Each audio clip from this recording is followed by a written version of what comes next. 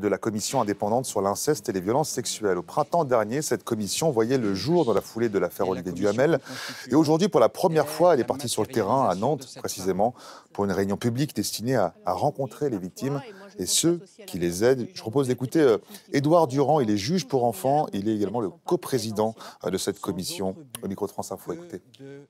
Il faut que vous voyiez cette Civise comme un espace où les personnes qui ont été victimes de violences sexuelles dans leur enfance se rassemblent, où elles font le constat de leur solidarité et de leur existence comme groupe vivant et comme groupe extrêmement exigeant. Ces personnes nous parlent et elles nous disent de manière très claire comment elles voient que la société pourrait davantage protéger les enfants. Nathalie Mathieu et moi, depuis le 23 janvier, avons reçu beaucoup de personnes victimes. Nous les lisons, nous les écoutons au téléphone, nous lisons les questionnaires qu'elles renseignent et leur parole est extrêmement claire. Et avec nous en direct, notre invitée Marie Rabatel. Bonjour, merci d'être avec nous sur France Info. Vous êtes membre permanente de cette commission indépendante sur l'inceste et les violences sexuelles. Le téléphone sonne beaucoup depuis un mois. Oui, il y a beaucoup d'appels et de témoignages, mais il y a des appels et des témoignages qu'on n'a encore pas, c'est tout ce qui concerne les personnes en situation de handicap. Quel est le profil justement de ceux qui vous contactent et qu'est-ce qu'ils vous disent précisément?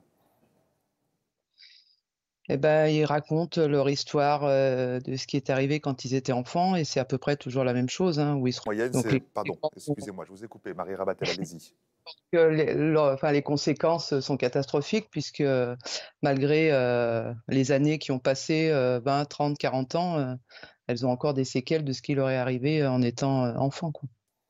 Est-ce que certains ou certaines de ces victimes parlent pour la première fois de ce qu'elles ont vécu? Est-ce qu'elles ont réussi à se confier auprès de proches, par exemple?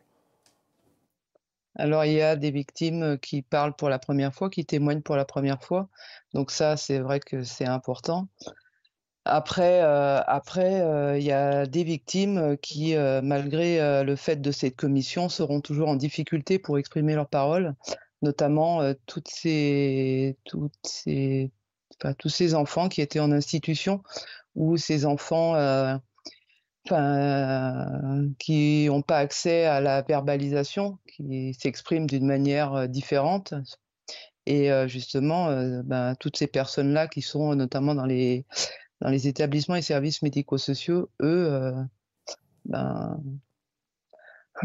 c'est un peu compliqué pour qu'ils aient accès à la libération de la parole et pourtant, c'est les personnes les plus concernées puisqu'on sait que des enfants, en situation de handicap sont jusqu'à 5 fois plus, victimes, de violences sexuelles qu'un enfant sans handicap et ça peut aller jusqu'à 6 fois pour les filles.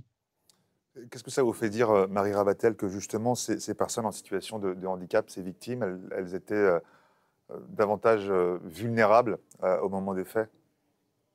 Alors, oui, ben, en fait, l'enfant en situation de handicap, cumule en fait, des vulnérabilités, le fait qu'il soit enfant déjà, et puis le fait qu'il qu'il a un handicap et donc c'est une fragilité qui fait que c'est la proie idéale pour un agresseur, notamment, si c'est un enfant, qui n'a pas accès à la verbalisation orale et qu'on lui donne pas, la possibilité de pouvoir s'exprimer à partir de différents, objets, comment on appelle ça? Mmh.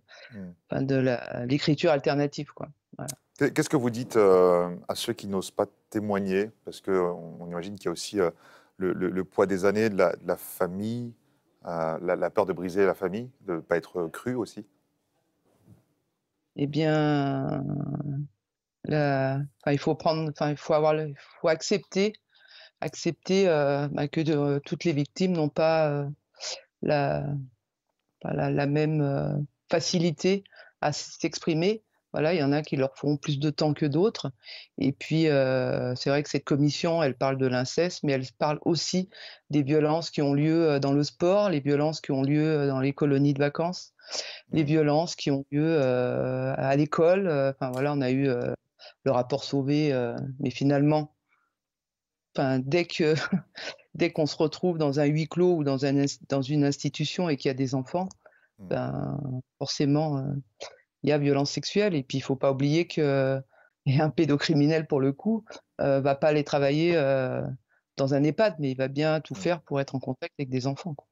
Merci beaucoup, Marie Rabatel. On le précise, hein, aujourd'hui, donc premier déplacement sur le terrain de cette commission à Nantes pour une réunion publique, donc destinée à rencontrer donc ces victimes et ceux qui les aident. Autres déplacements prévus d'ici la fin de l'année à Strasbourg, à Bordeaux. Et puis, si vous souhaitez témoigner également auprès de la commission, euh, il y a ce numéro de téléphone, ce numéro qui s'affiche en métropole. Vous voyez 0805 802 804 et 0800 100 811 depuis l'Outre-mer. Merci infiniment, Marie Rabatel, d'avoir été notre invitée sur France Info.